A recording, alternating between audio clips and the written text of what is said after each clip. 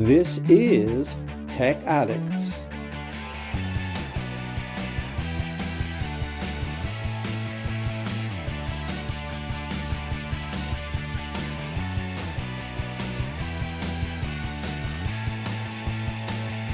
This week, the Samsung Galaxy S22, the Samsung Galaxy S22 Plus, the Samsung Galaxy S22 Ultra, the Samsung Galaxy Tab S8, the Samsung Galaxy Tab S8 Plus, Samsung Galaxy Tab S8 Ultra, and Sony has a donut for your ear.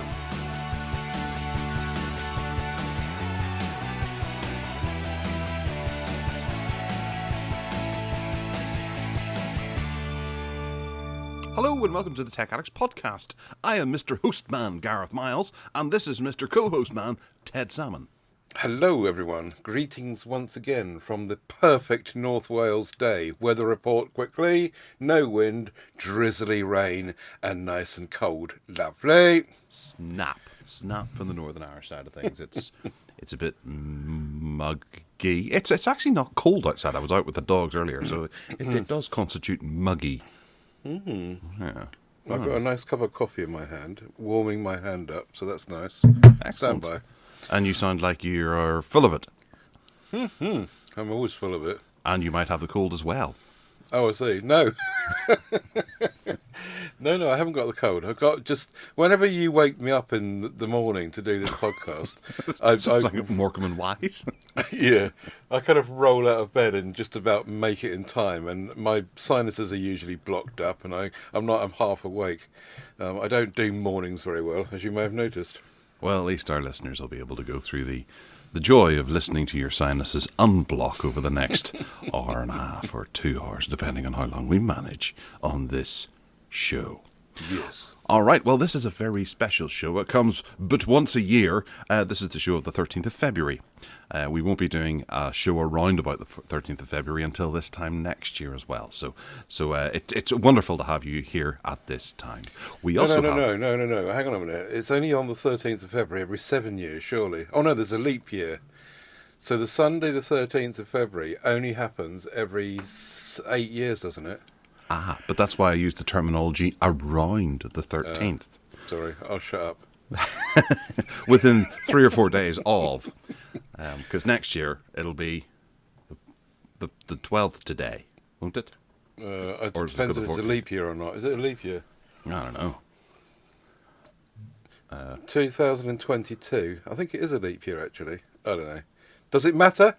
Not Why are we really, wasting no. time on this? I'm not entirely sure, because, well, it's a special week as well, because we get to talk about what happened at the Samsung Unpacked event, which we hinted at last week, and there's been no shortage of news, so I'm sure there's very little that you can expect for us to add to the Samsung Unpacked. But then, of course, this is Tech Addicts, so we have an extra level of stupid scrutiny to add in there as well, don't we? Extra level of stupidity generally. I like the S22, the little one myself. I was saying on PSC last night. We did some more chat on that, so have a tune into that, folks, if you want some more. But yeah, I like the little S22 myself. I did think that probably you would go for the S22 Plus because it's more in keeping with the what you have already. But the big one is really just a note, isn't it? I was watching a video review of it yesterday, and the reviewer was just saying the same thing. It's just a note. It looks exactly like a note. The stylus is in the pen. The S Pen is in the same place as the note. It's just a note. So it all looks very twee and lovely and nice. But I think the S22 little one looks great for me. I love the size of that. Yeah. I really appreciate what Samsung have actually gone and done here, in that they've made the S22 and the S22 Plus almost like a mirror image of each other, with the obvious upgrades for the Plus for those who want them. They're not sort of penalising you on specs if you decide you want a smaller device. Yeah, and that's a real power move for them, because I think the S21 Plus had a few notable update or upgrades over the S21 that made it the pick of the two, but then it still just wasn't that big step up to the Ultra. The Ultra is a proper ginormous step that those who can justify the price and want all of those upgrades can go and get that. And I really considered the S22, and I hummed and hawed over the buy button on Friday. Not the Plus? No, the Ultra. Right, okay. But I didn't go for it in the end because whenever Samsung throw in all these wonderful features and things like that, I started looking at my S10 Plus going, I wasn't intrigued to buy the S20 or the S21. I still don't use most of the features in this. Why would I hit buy and spend £1,300 on the Ultra whenever I don't think I would use most of the features at all? So I'm with you on the S22. I think back to the S8 I had before the S10 Plus, and I did love that dinky little form factor, and I keep thinking about how cute it was in my hand. I never dropped it, and whenever I made the step to the S20 or the S10 Plus, it was so big and unwieldy. It's taken about 3 years to get used to it. But there's another reason why I didn't go for the Ultra, and we will come to that later in the show. We also got the tablets as well, which was the Tab 8 range. What did you think of these? I spent less time exploring these, to be honest. But I think we spoke. I mean, there's leaks upon leaks upon leaks. We've covered this, probably all of it, previously on previous shows, anyway. But the thing that stands out clearly is the ginormous 14.6 inch screen, and it all looks really, really smart and clever and all the rest of it. And when 12L comes along, has it arrived already? I don't think it has with these tablets. In beta format on the Lenovo, Yeah. But I mean, on the Samsung tablets, they're not rolling out with 12L, are they? They're rolling out with... Yeah. So when that arrives and they start to work with Google, then that might also make a difference in terms of what they do going forward. They've already, linking to another link in our recording notes, they've already announced some special ways of working with some exclusives with Google, including Google Duo, which everyone thought was dead, I think, and messaging in YouTube videos and voice access and some stuff in maps as well, and there's a whole bunch of stuff that Samsung and Google have got in bed with each other on, and I think that a lot of that's going to come through on the tablet form factor. So yeah, massive tablets, looking really, really nice, range of sizes to suit everyone. I'd like to see a 7-inch one personally, but yeah, what did you think?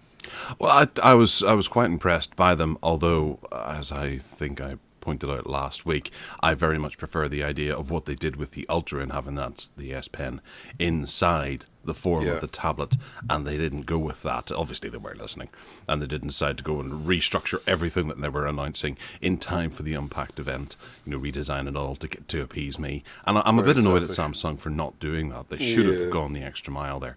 But there's always next year. And we'll be discussing it around about this time next year, and in our yearly show around the 13th of February. But yes, around. Yes, but they are a very attractive looking array of devices. I can't get my head around the size of that Ultra one because it's just... It's bonkers, really is bonkers, and I do think the Tab 8 looks like the leading contender, and as a result, it sold out pretty much straight away, as some news articles did suggest. However, they were back in stock the next morning, so I think it was a false headline for... Oh, was that the tablets? I thought that was just the phones. No, well, maybe the phones did as well, but... Okay. Yeah, no, I don't think the phone sold out at all. I was hovering over purchase on Samsung's website, and they were doing a couple of exclusive colours on there that was kind of influencing a purchase as well. I like the red one; it looks really nice. But then I've seen some of the videos of the green one as well, the S22, and it looks very good too. Or the S22 Ultra. It's a good looking device. They are very good looking. The Tab S8s look exactly the same as the Tab S7s, which isn't a bad thing. That's a real quality feel, and I do love taking my S7 Plus out of its holder and just using it on its own, feeling the cool metal against your fingertips as you're using it. You feel like you're using a tablet. And And actually, they're surprisingly cheap. Well, I wouldn't say cheap, I suppose, but they're surprisingly not outrageously expensive. When I looked at the pricing, I thought, well, that's actually pretty good. It is, yes, but it's at a time where, people's budgets are being sort of squished a wee bit or squeezed due to rising prices all over the show, and they know that inflation's going up, so they can't go and add on an extra couple of £100 on these. They just won't sell. People will justify using whatever they've got now for another year to see what happens next year. So I think that was that was a really clever decision by them to keep it within reach of people without having to really delve deep into the pockets to get one of these. I don't think I would be interested too much in getting a Tab S8. I'm happy enough with the S7, because one of the big announcements that they made is that they're going to be doing 4 years or 5 years worth of upgrades and patches to Android devices. Yeah. And whilst they announced a bunch of 2022 devices and 2021 devices, there is actually an extensive list you can see over at Sammy Fans of devices that are going to be continuing to get updates, and they've extended that for older devices as well. And shockingly enough, my S10 Plus is on that list. Yeah. So it's going to continue to get a couple of years of upgrades. So there's no real reason for me to push to upgrade. Also, my Tab S7 Plus is on there as well, which I fully realise that it should be, because that's only 1 year old at this state. Is it 1 year old? Yeah. It doesn't feel 1 year old. It feels like I've had that for 2 years. The Tab S4 isn't on there, Ted. So you're okay getting rid of that. I sold that. It went. I've now just got my Nokia T20, so I haven't got a Galaxy. It's not on the list. Right, yeah. So, no, it wouldn't be, I suppose. But they've got their own promises at Nokia, which is getting better, same as Samsung. Everyone seems to be getting better with this. Well, not everyone, but key players are. Well, it also, in the long run, it helps people make that decision as to whether or not to upgrade. So that reduces electronical waste over the years. So it is, whilst Samsung do get a bit of criticism for not putting a charger in the box, and you may have to go and buy an additional charger, which generates additional waste, they are extending this so you don't have to buy a new phone every year or every 2 years. Every 4 years, 5 years. This will be the longest I've ever had a phone, the S10 Plus, and I'm actually tempted to see how long I can keep going, although the draw of the Pixel 6 Pro is quite intense at the moment. But if they keep keep pushing this and allow you to upgrade for as long as possible, then the likes of, say, the Galaxy Note 20 Ultra 5G, that's £500 to buy today. That really becomes a good option for people. Yeah. As long as features are not introduced down the line somewhere, particularly by Google and the core OS, that these devices can't support or won't support, or it's too expensive to write in support. So, in 4 years' time, if Google suddenly starts to do something really, really fancy that everyone wants, then you're stuck with this phone that's 4 years old, and you think, or tablet, and you think, I've really got to upgrade because I can't get these new features. I don't know how that's going to work going down the line. Well, I think the perfect example of that is DeX. And as we see newer versions of One UI coming out for later devices, we will see older devices being left off the list for the DeX updates. And I'll be comparing both the S10 Plus and the Samsung Tab S7 Plus over the DeX updates to see if we get new features added in, or are they just pumping out security patches as and when are required, because then that's leaving the hardware behind and signifying a time that people should update, especially whenever DeX is actually a desktop alternative that people will be wanting to use. Yeah, so they'll clearly be saying to people, no, you don't have to update. You can carry on with the phone you've got. We will support you and make it safe for you. But there are these new features, new shiny features, and if you want them, you should be upgrading. It is nice to see Duo being mentioned in the mix there. What can people Yeah. expect from Duo?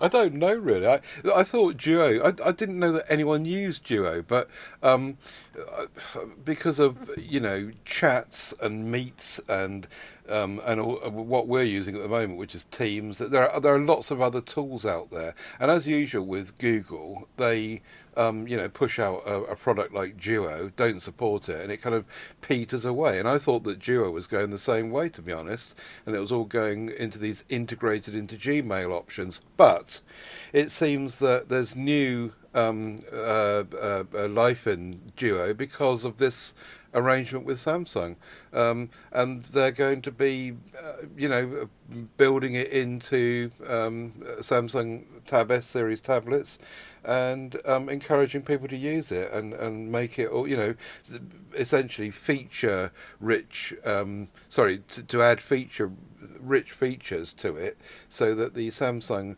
customers can do this more readily. It's a bit like the deal with Microsoft and the Samsung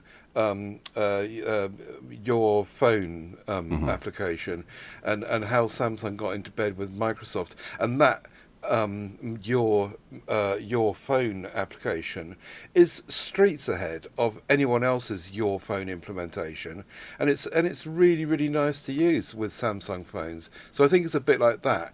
There seems to be lots of organisations, big boys, getting into bed together, and misses, and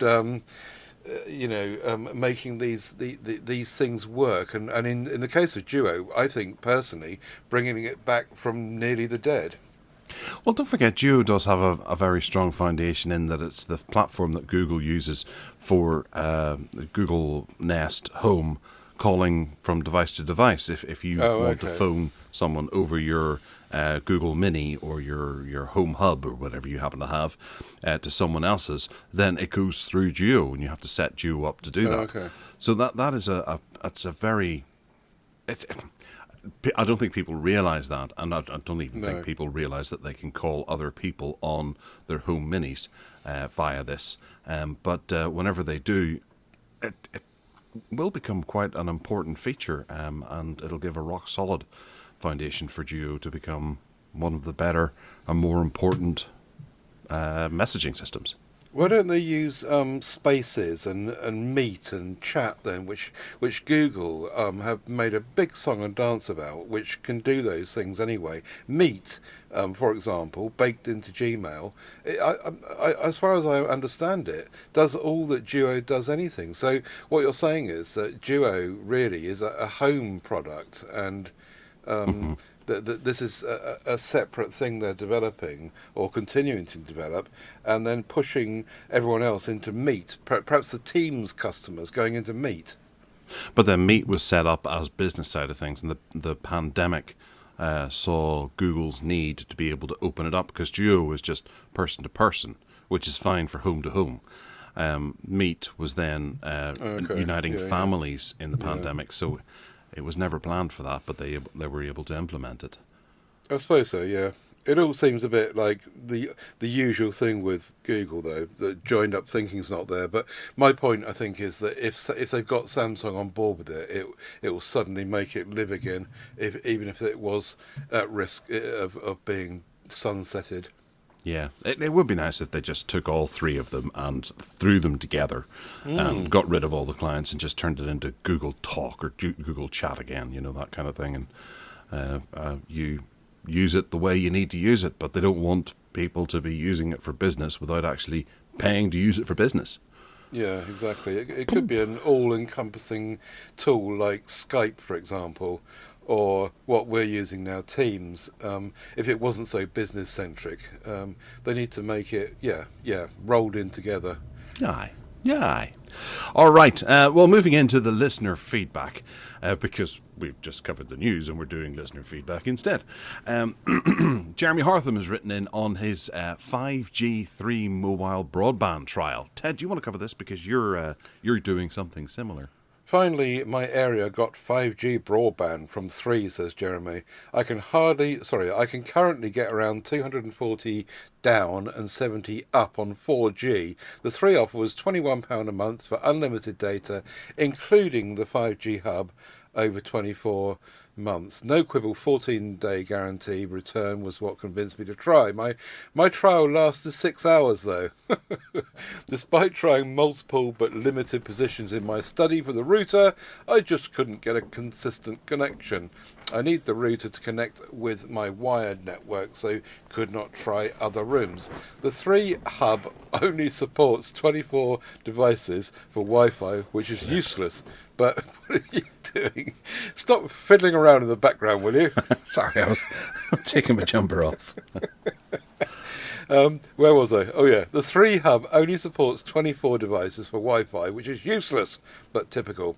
The speed varied from 0, both up and down, to 210 up and down, and it was the up speed was more variable. Down varied between 40 and 300. The consistency was the killer. In summary, what Jeremy's saying was the consistency was the killer. There wasn't any. I'll try again in a year's time, perhaps, he says. And also, he says, feeding back on our item on the last show, I was asking what happened to streetlights in cities in the UK getting 5G coverage or even 4G coverage, and anywhere you go you get Wi-Fi. Well, Jeremy points out that there's an article in the Register this week which says they were listening to me, because the UK government is going to spend £4 million on 5G mobile mast lamppost insertions in a current project. So I guess that was going on already and I just didn't know. But thank you, Jeremy. So there is something still happening on that. I heard about that years and years ago, and it seems to have taken all this time for it actually to happen. So yeah, thanks, Jeremy. Sorry your 5G trial didn't work out. As you say, try again later. Yeah, 4 million seems like a rather paltry amount of money, to be honest. Yeah. But that's fascinating that 3 they're pushing it to me as well. Should I move to the 5G 3 mobile broadband? And the last couple of years, I haven't had an ounce of signal in this house.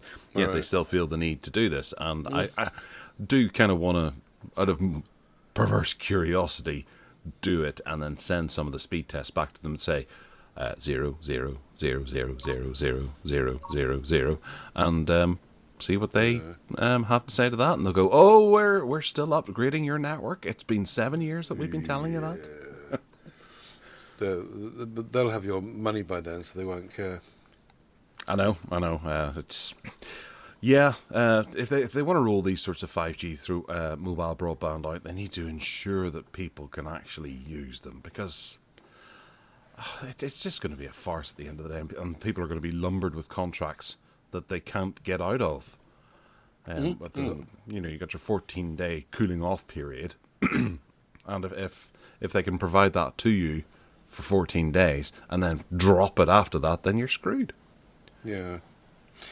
Yeah, it all seems a bit hit and miss. Certainly in North Wales, they're quite upfront about all of the networks are quite upfront about 5G. You go and look for the network coverage map, and there's none. There's 0, and they're quite clear about it being 0. But I don't know. I guess it's expensive to push this out. If I went to live in the middle of Manchester, no doubt it'd be great. Mm-hmm. Yes, quite right. Well, Kev Wright has written in on what we were talking about last week with the Ookla speed test question, where, Ted, you were doing some speed tests, and we couldn't remember the name of the company. And I thought you were talking about something else because you kept saying something that started with Z, I think. And I was like, I was thinking of Zoopla, which is the property selling thingy. Zillow, anyway, is that not? Oh, I don't know. Zoopla. I think. Well, anyway, that's what I was thinking of. Kev has to say, I don't know exactly how you put this into words, so I'm the right person to read this out, Mr. Dyslexia boy, or if I'm even right. But I think your mobile internet speed is kind of fixed based on the mast that you were on at the time and is variable by a lot of different conditions like distance and other people on the same mast. I don't think changing the server, even if you could, would matter, as that would be overridden by the mast situation. That's a localized term there, situation. I think the idea of having the ability to change it in Ookla is simply to allow you to get the test result from a different server when the default server is down or flooded, which I suppose is kind of one I kind of hinted toward, where it's still coming from the same source. And it's bouncing off mirrors, and they can send it in a slightly different direction if they need to. But it's a difficult one for us to actually work out, and you can't, as Kev correctly says, you can't get your water from a different reservoir. Yeah, I think he's probably right. Whatever Ookla wants to tease you with and tempt you with and tell you what you might get from something else, what you're actually getting is what they're giving you. That's it. And if you use a service like the Google Speed Test or fast.com, that's what they give you. They tell you what you're actually getting. Whereas the Ookla one is trying to be more clever and says, well, look, if your service did connect you to this one instead of the one you're using, you could get this as well. So I think Kev's right. Quite right too. Thanks, Kev. Just on that topic, how are your speeds currently? Are you maintaining the 70? Yeah, no, not 70. That was a peak. But I'm certainly. I did a test yesterday, and I was on 38 down and 35 up. So it's oodles better than it was, absolutely. And I don't think that's anything to do with it, except for changing the router from their little supplied MiFi box to the proper one I spoke about last time. I did wedge it up in a window with direct line of the the local mast, but then it was kind of there anyway. So I think it is just the better hardware. Really, really impressed. I can't imagine that there's a big coincidence just at the time that I bought that and Vodafone upping the service. Yeah, and also you could do a little campaign where you go down to Tesco and get a bunch of prepaid 5G pay-as-you-go SIMs, stick them in there and see who gives you the best option. 5G, no 5G, 4G. Okay. Yeah, I could do that. You're quite right. I could conduct an experiment in that exact way. Yes. Oh, well, we'll look forward to that. But I suppose that'll still cost you about 50 quid in the long run if you're buying £10 on each network. Yeah. Oh, and we got a long email from John Carson. Thank you, John, for taking the time to write to us about rifles. And he also lives in Northern Ireland, same as you. And so he had a real good insight into the ins and outs of it all. And we won't read it out all on the show because it was so long, but it was really interesting read. And thank you for taking the time, John. And your observations were really interesting indeed. What did you think of that, Gareth? It was fascinating. John was coming from the point of view that I think his father or grandfather had a rifle back in the 70s and 80s, and how the gun law was different back then as opposed to what it was now. And I did do a little bit of research, having read his, to make sure that I wasn't dreaming whenever I was making my accusations that the Northern Ireland situation is better than over on the mainland.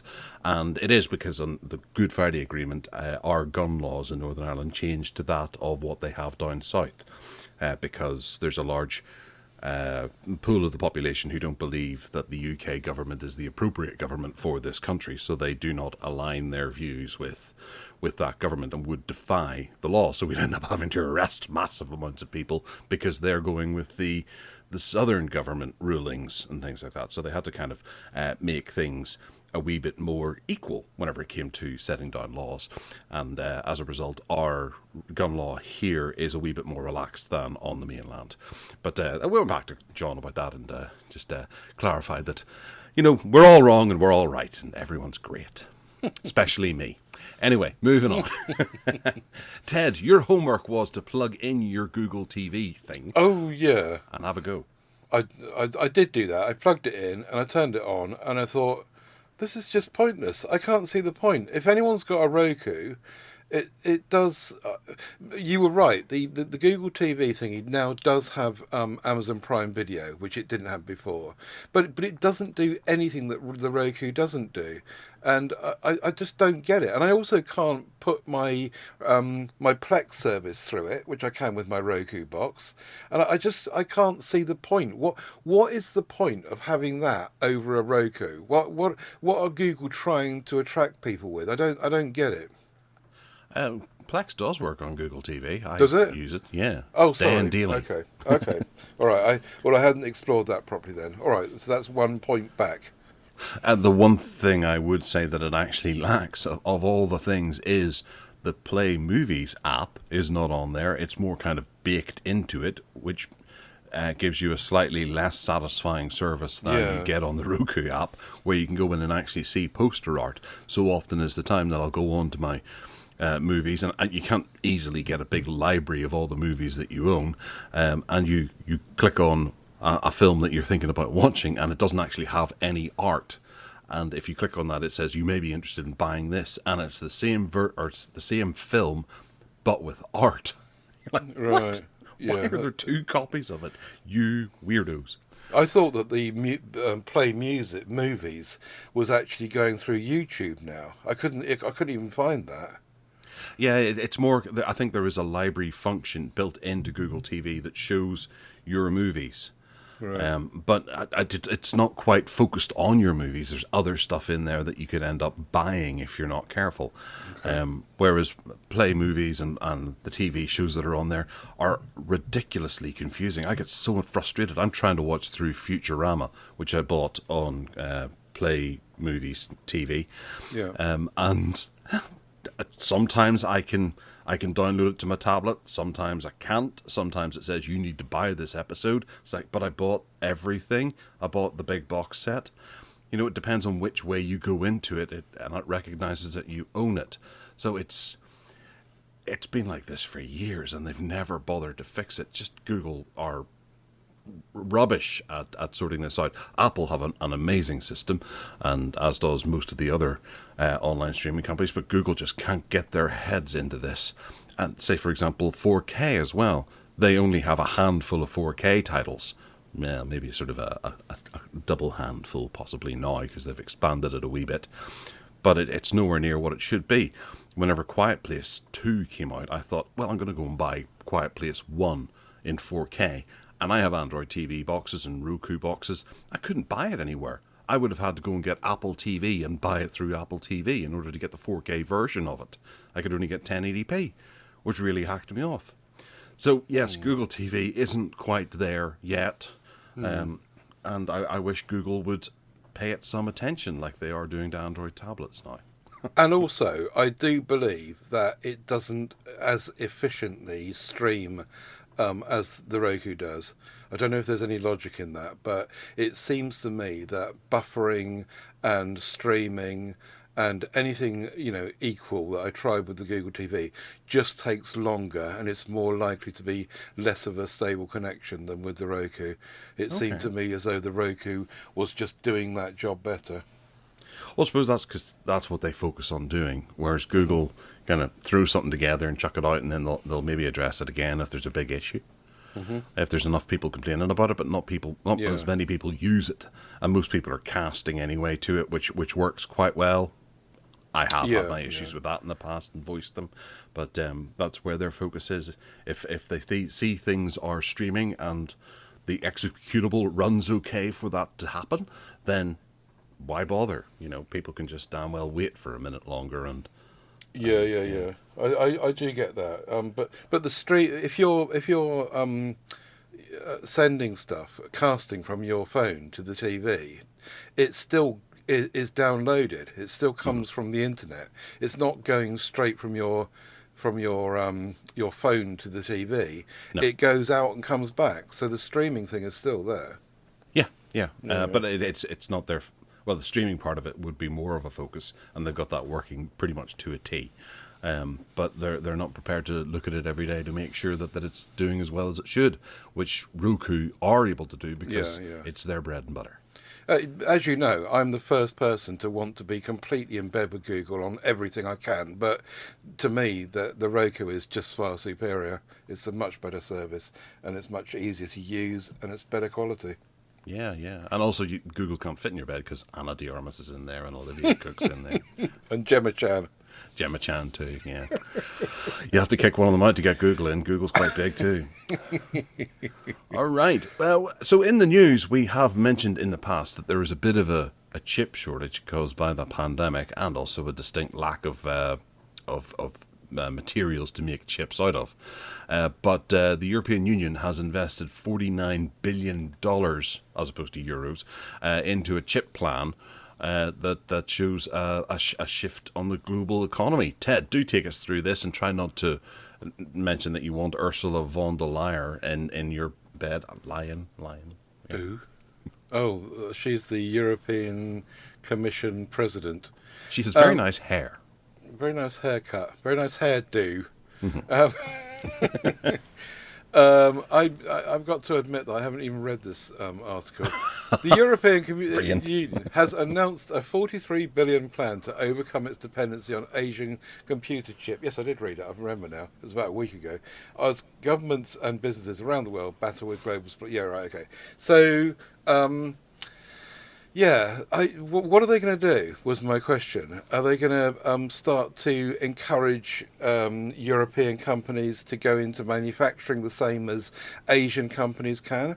What are they going to do about minimum wage was the first thing that comes to mind, because in Europe they're all tied up with the EU minimum wage stuff, and that everyone has the rights to do this, that and the other. Now, I know that in the Far East minimum wage is kind of coming in, but it's not universally accepted. It tends to be put in place when there's a big hoo-ha about something, and then they try and present it as we are giving people a living wage and not a bowl of rice a day for all their hard work. So, the European Union, I think, is up against that in the same way as, I mean, I used to work in the care industry, and the rules and regulations about minimum wage just were trying, it would appear they were trying to hound us out of business by just making it more and more and more difficult to break even as a company. Now, if they do that in terms of chip development and manufacturing in Europe, they're going to be up against it, because like they do at the moment in the Far East companies are able to just do it cheaper. Very true. Yeah, this is a big problem that presents itself, and it's crazy the amount of things that use microchips, and processors and the likes.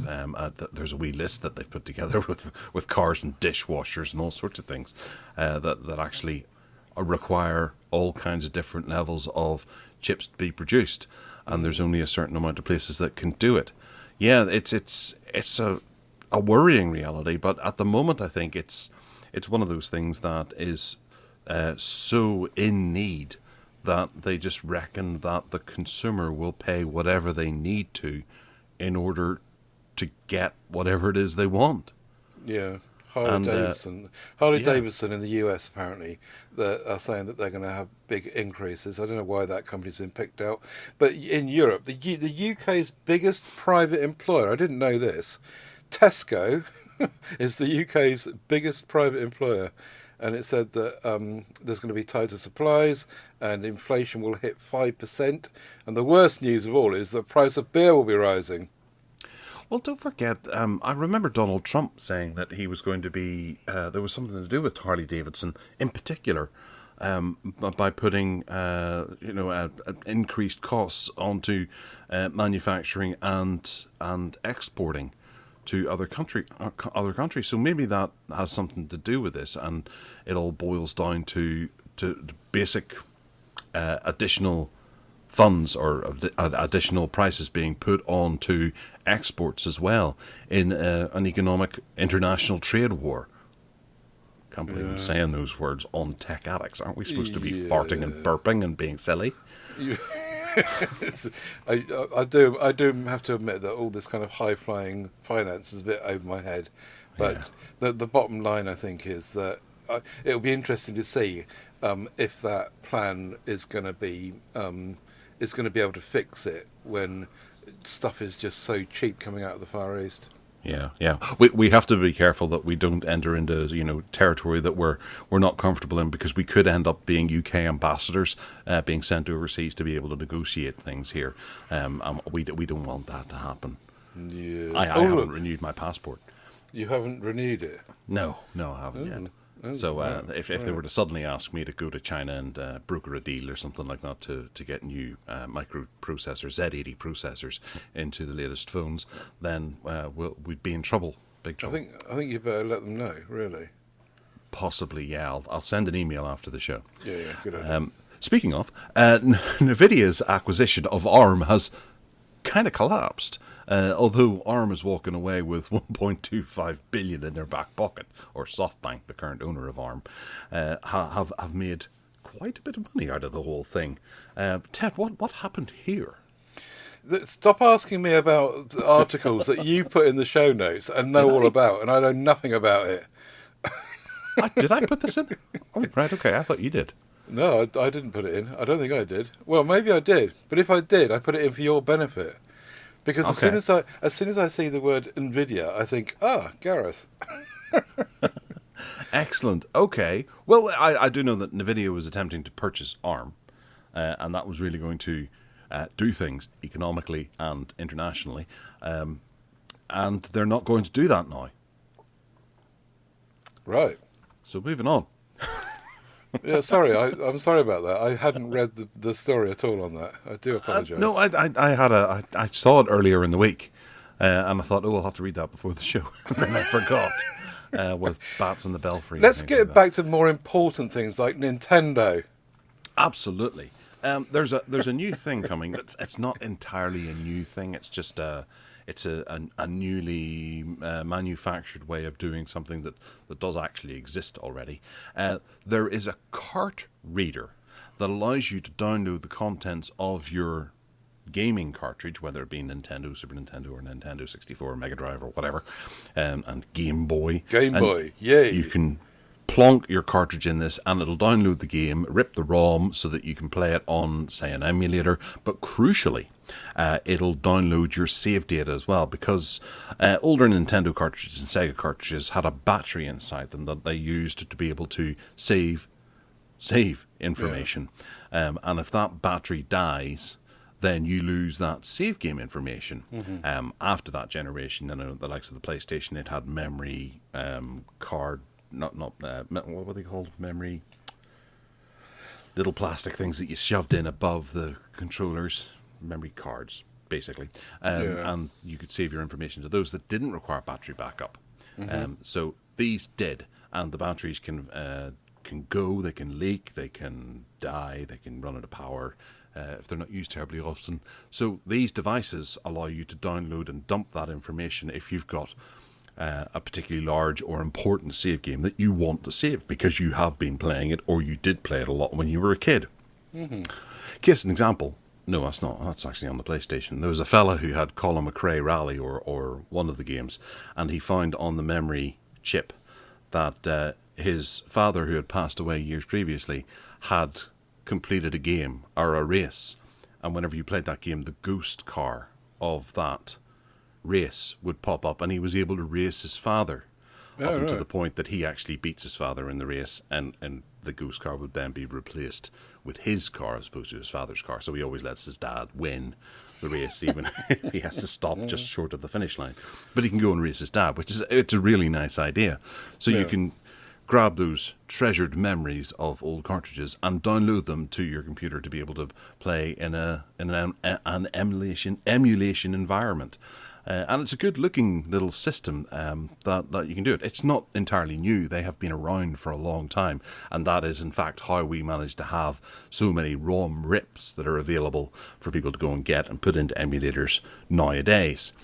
I guess you could say that maybe it's coming along a wee bit too late whenever batteries have already started to fail and some of these games are 40 years old.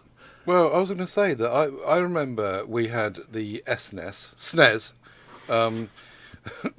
Super Mario World, and decades later, I stuck it in, and all 96 levels, I completed the game, all 96 levels, it saved it, and it was still there. I also had another game of something else with a battery in it, and it decades later, the battery had not died, and it had been left in a drawer for a long, long, long time.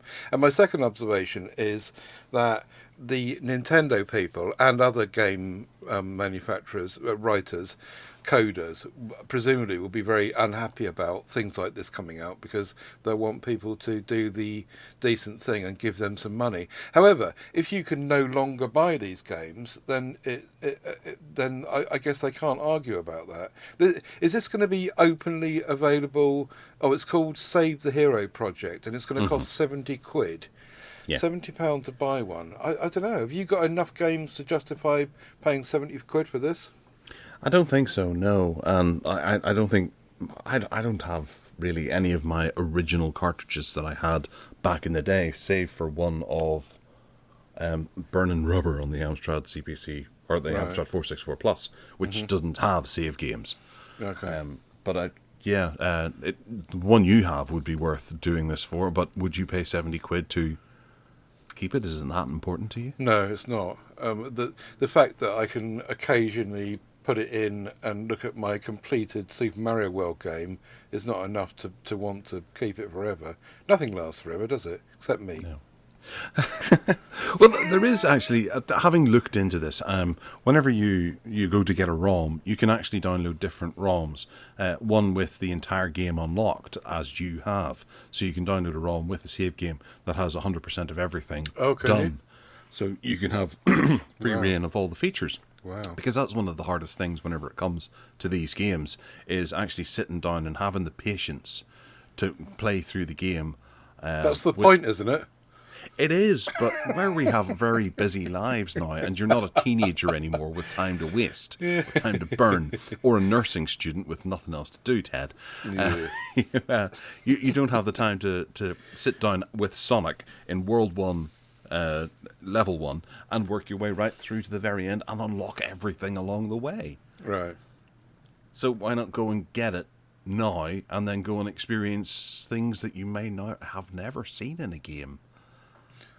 Well, yeah. In the case of Super Mario World, I take that as an example. I saw everything because I unlocked everything, and when I finished it, it took you into this new, restarted version of the whole game with extra. What was it? It was a long time ago I did this. It just started you again when you finished it. It said, "Congratulations, you've finished the game," and as your prize, you can now start it again with this new character or with this new something or other. You just start the whole thing again. Yeah. Well, I do wonder if it works the other way around as well, where you could maybe flash a new game onto the cartridge, not for putting a different game onto a cartridge that you perhaps don't really want to have, and then relabel it or something. But say, for example, I have Star Wars on the Sega Game Gear, and I think whenever that was first released, there was a flaw in it where there was a jump you couldn't make. Right. And I knew that it was the same with there was a Turtles game as well, where there was a jump that was broken in the game, and you couldn't get past it. But they released an update to it that fixed that bug. But you'd have to go out and buy the game again. It wasn't a question of being able to download a patch to it. This was before those days. So you could hopefully be able to rewrite your cartridge with the new updated version of the game that allows you to complete it if you really needed to. Right. Or get rid of that second copy of Sonic the Hedgehog and put something else on it so that you have another cartridge that you can put in your Mega Drive. Yeah. Well, just use it as a hard drive, really. Use your cartridge as a flash drive. Yeah. Yeah. Essentially, yeah. Mm. they used to have that on the Amstrad, and that's how you change. You got pirated cartridge games. You had to get the BIOS chip, and then you'd write the game to the BIOS chip and put it in the actual GX4000 itself, and then run the game from the BIOS chip, which was a lot of work and needed a lot of hardware to do. Mm-hmm. All right, so there's an automated charging robot, and hopefully you've read this one, because I don't entirely understand what it is. It seems to be for cars. Yeah, they're trying to make a thing you put in your garage. This is the auto company, Continental, who make tyres as well. They're trying to make this chi pad to put into your garage under your car. So you park your car at night in the garage, and you stick this thing on the floor, and you park it just in the right place with a 11-inch or 12-inch alignment forgiveness, and it's supposed to wirelessly charge your device. However, as I understand this story, at the moment, they haven't quite got to the bit where the wireless charging works properly. Yeah. So you've got to, for the minute, you've got to plug it in. But they're working on it, and sometime soon you will already have the technology in this thing that you drive over, and you can stop plugging it in. That's as I understand this thingy, and it's got an efficiency. It's 20 kilowatts with an 11-inch air gap, and it achieves a 92% efficiency, which is pretty impressive, really. If you think about an 11-inch air gap, and the fact that if you hold your phone above a Qi charger 11 inches away, you got no chance. 11 millimeters, you probably got no chance.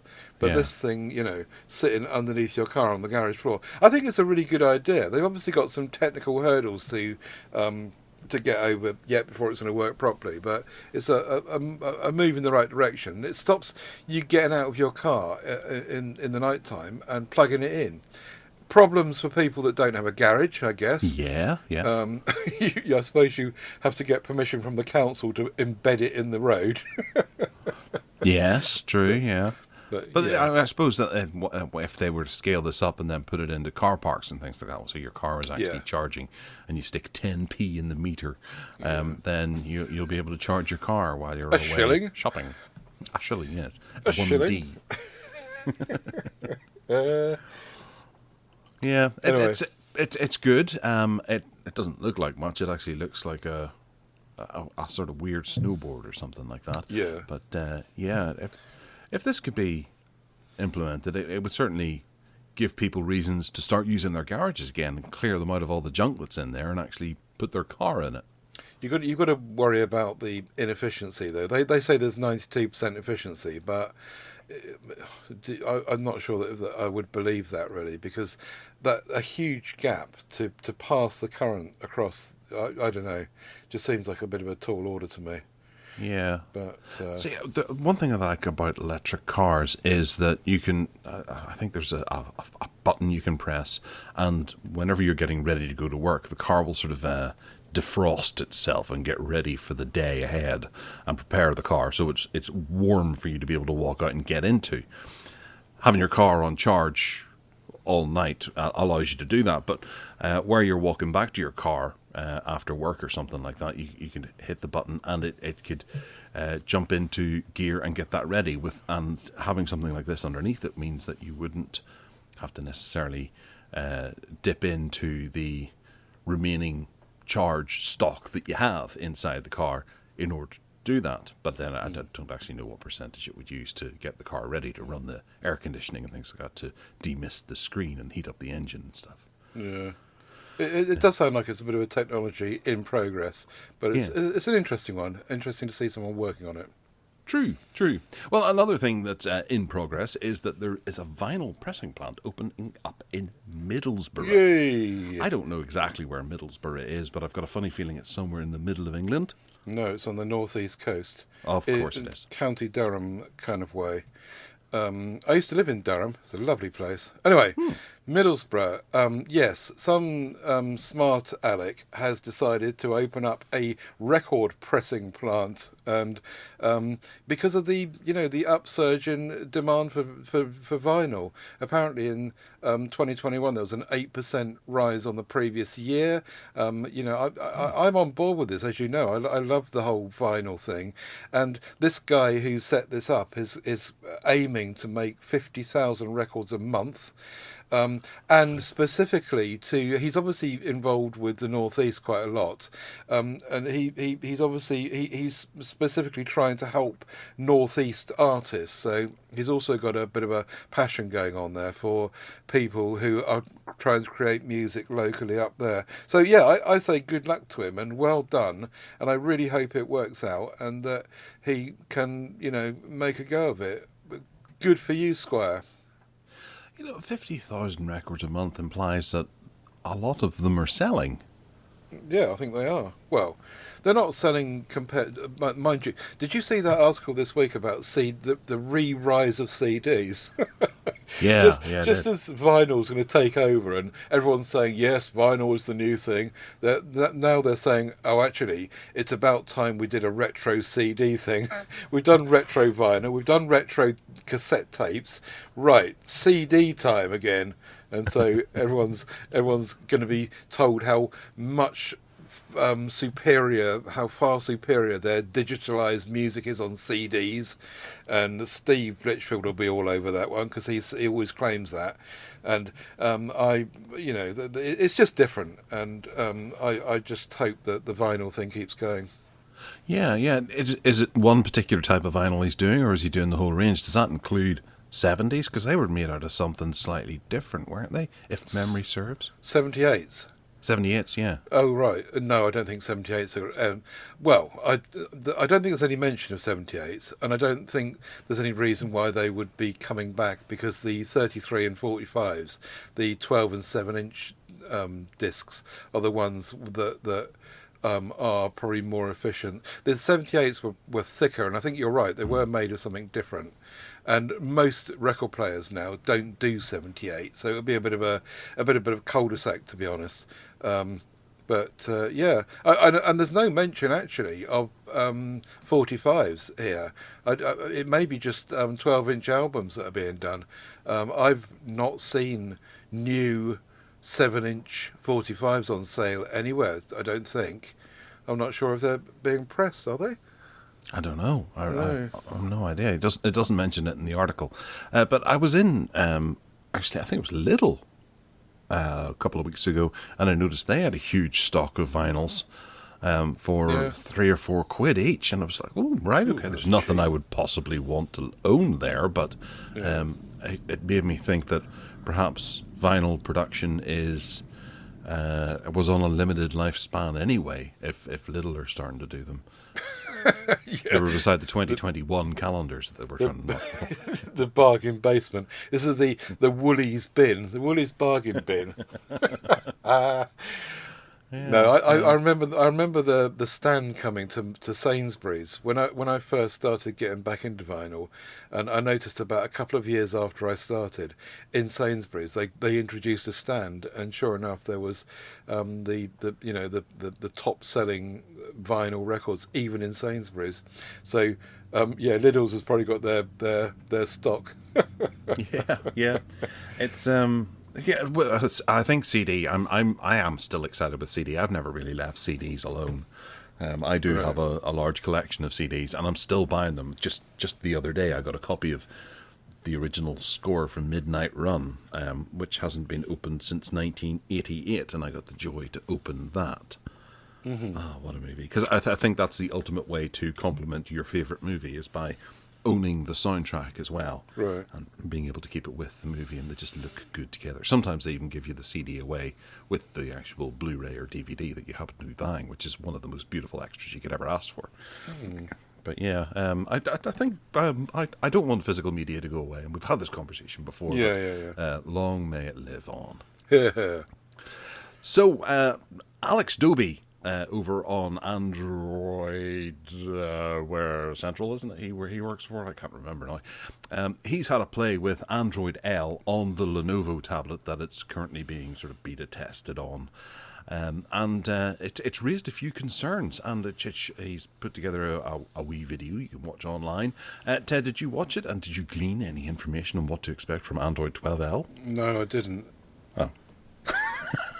I'd started to and meant to go back to it whenever it first arrived. Do you know, I'll tell you the truth about today's show, dear listener, is that my half an hour of preparation time before we record was taken away. That's the time I would normally read up these articles.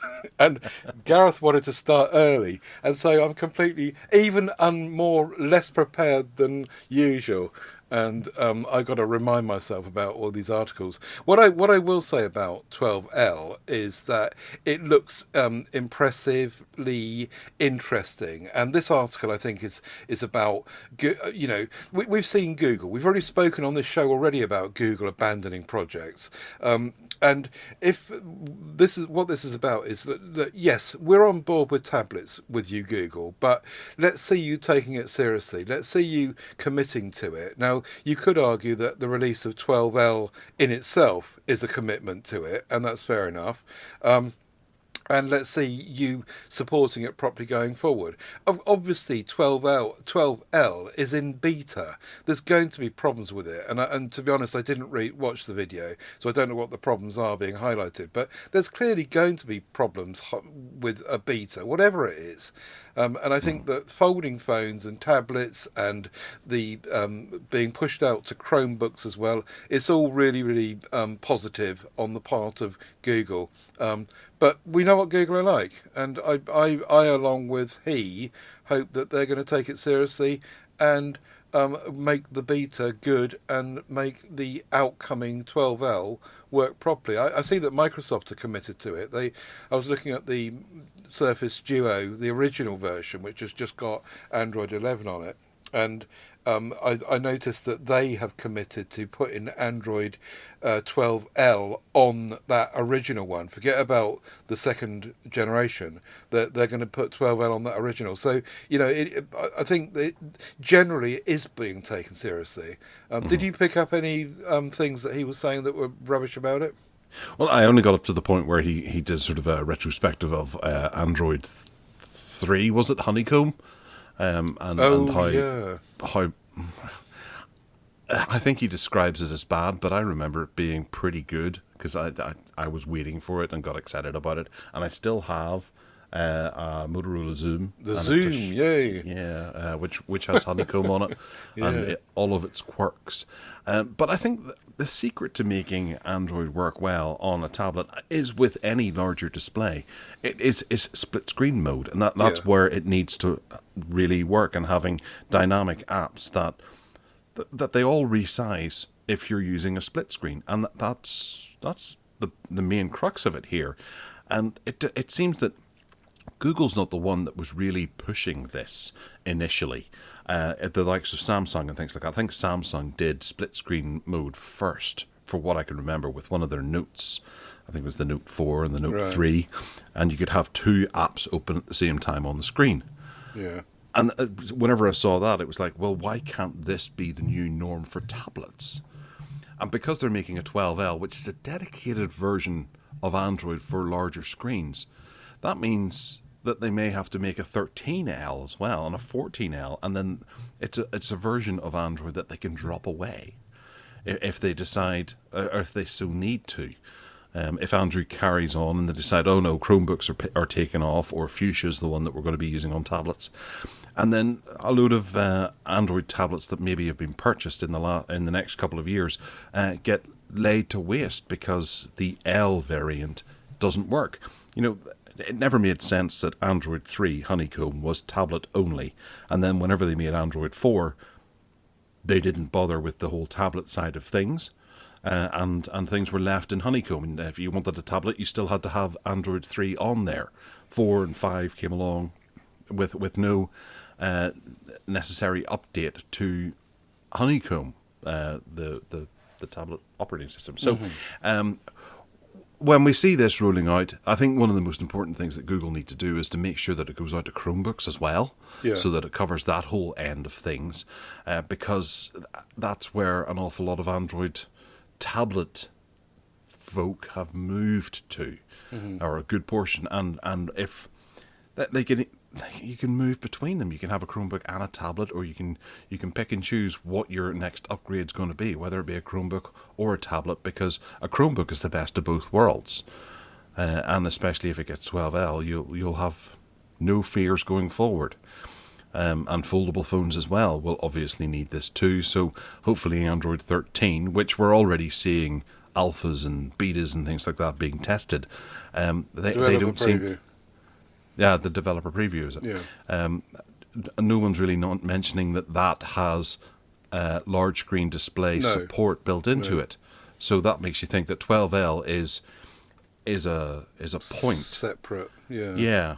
So where are they going to go with this? I think one of the things that also is important is the windowed environment. So that will work really well on Chromebooks, but it does already anyway on Chromebooks. But with a tablet, it'll be interesting to see what happens. Like, for example, with a DeX environment. Okay, so if you you've got lots of apps now that work better in portrait because people live in phones. The other day, I had my Samsung Galaxy S10 hooked up to my computer. And what I found was that by putting narrow phone size windows on my screen, you could get as many as you wanted pretty much, but depending on the size of the width of the screen, across the screen. And you still see those apps that are designed for example, TikTok. TikTok's a good example because everyone uses TikTok on a phone in portrait and it's upright, and that's how it works. And lots of people use Twitter in the same way. So you start to get those. Also, Gmail doesn't work very well on tablets. So leave that in a phone-sized window on your screen. Now, if you take your tablet, your Samsung Galaxy S8, and you allow people to make those kind of windows on it, because 12L is flexible enough to do that, with a background so that it looks like a Windows environment, I think that is probably going to be very appealing, personally. Yeah. But I fully agree.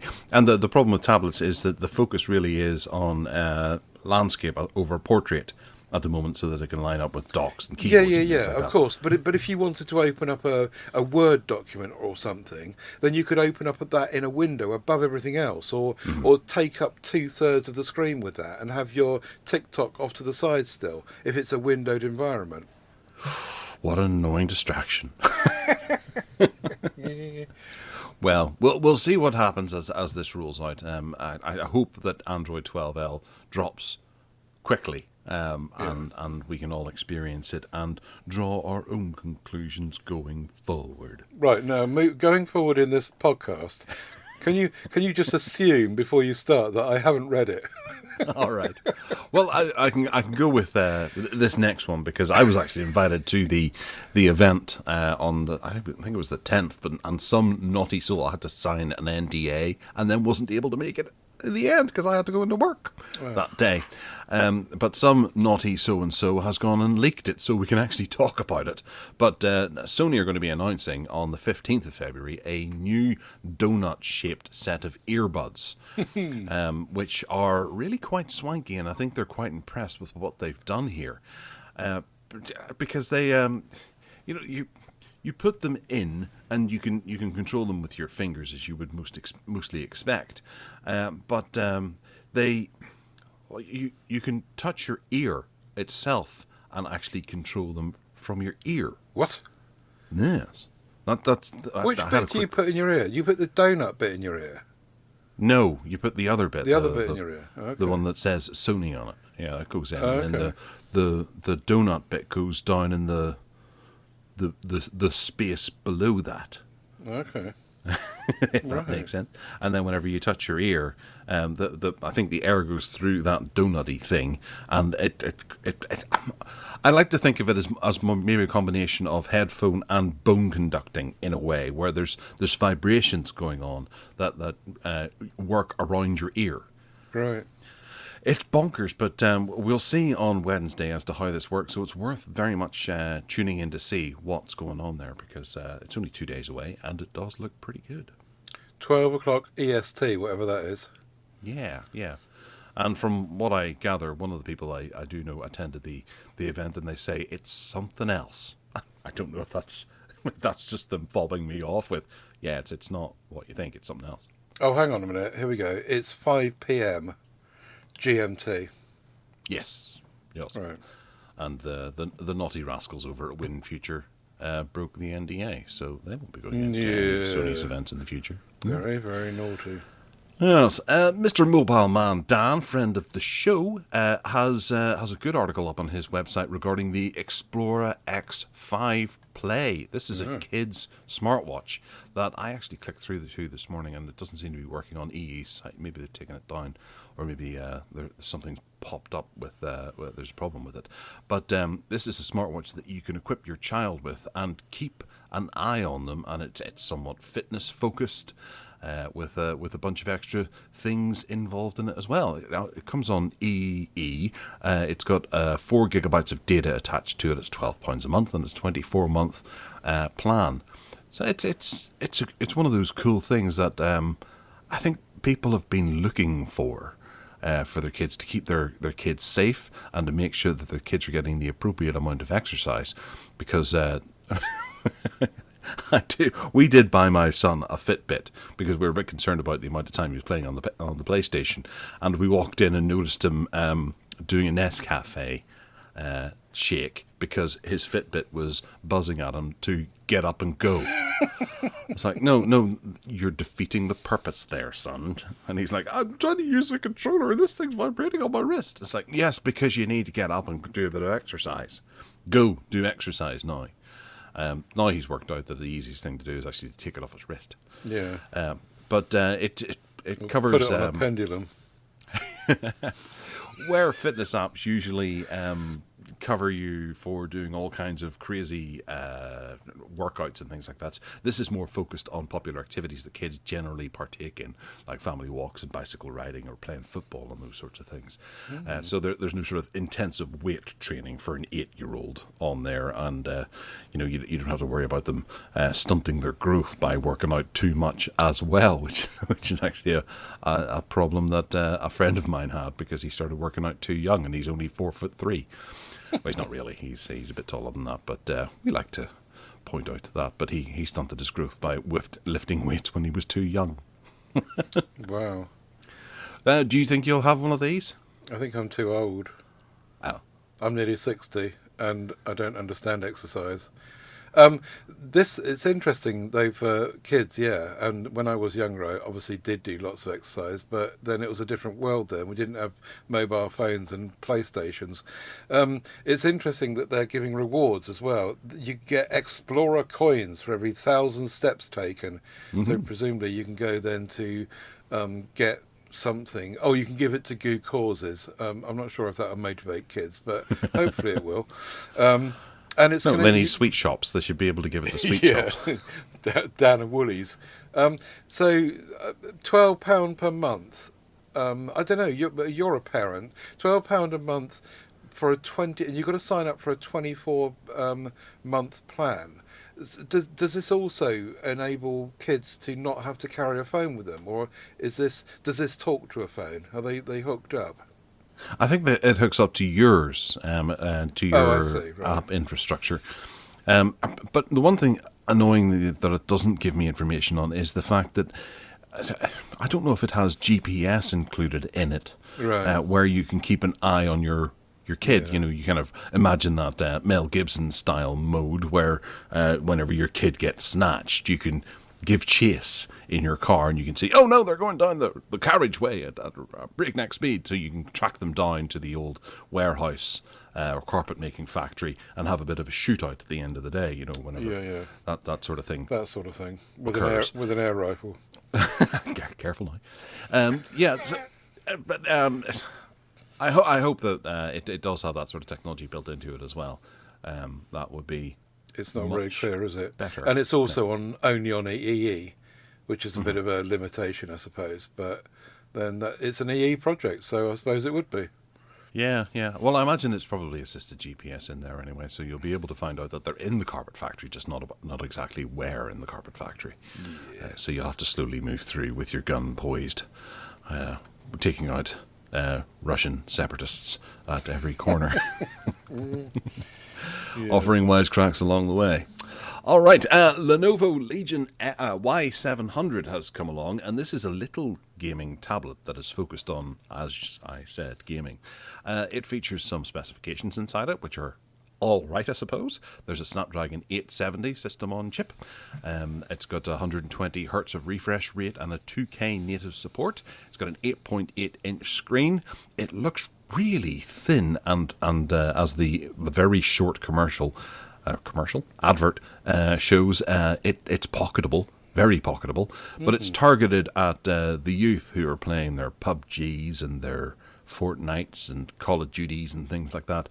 So I think they've put in a slightly 2-year-old two-year-old chipset to keep the price down, to make it a wee bit more affordable for that group of youngsters. Ted, what do you think of this? We don't know how much it's going to be, though, do we? This report is not saying. This report is actually it's actually saying that it's going to launch on February the 28th, and I think it looks really nice. And the thing that I'm drawn to most is the Dolby Atmos support, Dolby Vision, JBL branded speakers. I think that the sound, Lenovo have got quite a good track record of putting quite reasonably good speakers in things, particularly in tablets, even if the rest of it's crap. And you're right, it looks really sleek. It looks nice and dinky and small for mobile use. I really like the look of this, and I think that's powerful enough. You say Snapdragon 870 is last year's chipset, but it doesn't matter, does it? I mean, for goodness sake, my phone's got a Snapdragon 480 in it. Well, I do actually have some more specs here. I've managed to dig up while live on air, because that's the kind of guys we are. 6,550 milliamp hour battery, which they describe as large. 45 watt fast charging. Right. And can fully charged can run game for more than 6 hours. I think that's plural as well. Yes. 6 hours. Yeah. Okay. So it does have fairly decent specs, and it has a 3.5 millimeter headphone jack. Yeah. And it's just kicked me out of that website. Why? Why? It looks really dinky, though. Right, okay. It looks really nice. I like it. I want to see more little tablets. I'm hoping, going back to what we were saying about 12L, I know that lends itself to bigger and bigger screens, but I'd like to see someone do a Nexus 7 again. I want a really, really well-specified 7-inch tablet. I think that would work really well. Not a Mickey Mouse one, not, a kid's one, or anything that's just rubbish. A bit like the Samsung Galaxy S22, Make it really, really high spec, but just physically smaller. Yeah, well, what you need is a Samsung Galaxy Tab S8 Ultra and a saw. Yeah. Right. So, moving into the Flap Your Trap About an App section, where we talk about apps and software side of stuff. Apple has acquired a new what is it? Startup, that's the word, called Infinity Music. Infinite Music. Okay, yeah, Infinite. Which is a music engine that adapts music to go with your heartbeat. So whenever you're sneaking around the carpet-making factory looking for your lost child with a gun, not the child has a gun, because that would be silly. You have the gun, taking down Russian separatists. This technology could be pumping out a pretty cool soundtrack to your heroic maneuvers in the dark. Ted, I take it this is something that you would be into. You're into your music big time. I am, but I'm not into Apple. And incidentally... And you don't have a kid that's been kidnapped in a carpet maker factory. Well, I was just going to say that's the whole bit I didn't hear you saying. Good old Microsoft Teams. You Oh, just right. cut out for about 15 seconds there, so I've no idea what your funny about Probably for the carpet best. factories was. Yeah. No, I don't use Apple stuff, and this week I got into trouble for trying to delve into Apple stuff and not really understanding it. But it's it seems like it's a move forward. It's I, I don't know what I can say about this that's not going to get me into trouble. I I hope that Apple do really well out of it, and everyone loves Apple. Is that good enough? Yeah, well, I guess the basic principle is as your heart rate increases, your music can change. And they do say that the company itself does royalty-free music, soundtracks based around AI. But, say, for example, you're running from an attacker, and then all of a sudden the music starts to pick up the pace and gets a bit more exciting and things like that. While you're trying to sort of calm yourself down, it's going to have an adverse effect on you. But I guess it's targeted for fitness people more. So this is going to what they're saying is that depending on what you're doing, they'll serve you up music in keeping with what you're doing. Kind of, yeah, depending on your heart rate. Your heartbeat, yeah, right. Yeah. What if you don't like the music? Well, yeah, that's the thing. I was thinking someone who is maybe suffering a coronary or something like that would end up having death metal blasted at them. That's certainly not going to save the situation. Or Mozart's Requiem, because the heart's almost stopped. Yes, very true. Yes, and you slip away under a beautiful composition. I'm sure. Yeah, that'd be quite nice actually. Just as you take your last breath, you're listening to Mozart's Requiem, and you think, yeah, this is the end. I'm okay with this. I'm at peace. And then all of a sudden, someone comes along with a defibrillator, and then you start getting Megadeth. Yeah. No, we shouldn't joke about death. No, we shouldn't. It'll come for us one day. Yeah, probably me before you. I deserve it. All right, coming up next, Nintendo Direct February 2022 was live, and what did we get out of that? What I got out of that was how incredibly better Nintendo games are than everyone else's. I went through so they've announced this new bunch of games, right, for the first half of 2022 at the Direct event. And they've highlighted, the highlights are 8 games: Mario Strikers, Advance Wars 1 and 2, Fire Emblem, Live Alive, or Live Alive, or Live Alive, or Live Alive, Nintendo Switch Sports, Earthbound and Earthbound Beginnings, Mario Kart 8 Deluxe Booster Course Pass, and Xenoblade Chronicles 3. Okay, now, before I go on, I will say that MeWe group member Darren Steele says that Xenoblade Chronicles is his favourite game of all time, and it's great. Now, but I have to say that I didn't find that. I went through and looked at YouTube videos of all of these 8 games, and it was absolutely clear that the 3 that stand out are the Nintendo ones. Mario Strikers, Nintendo Switch Sports, and Mario Kart 8. They were just classy, well thought out. You could argue that they're kind of more children orientated, I suppose, but they just look as though they're in a different league, and that's probably why they're like 50 quid each, I suppose. But they look as though they're well coded, really well thought out, ever so well visually interesting and engaging. And then you look at one of these other games, you think, good grief, who would want to do that? Go and play this stupid game. But I suppose each to their own. That was my observation. Did you have a look at any of them? Well, Earthbound stands out as one of the games that I would very much want to be having. I don't know about Earthbound Beginnings. I'm guessing that's a spin-off. Mm-hmm. But no, I have a very particular type of game that I like to play, and I do like to take my time at games. My days of frantic gaming are over and done with. Right. And I don't really get down with the typical Mario cutesy stuff that you seem to like Right. ever so much. Yeah.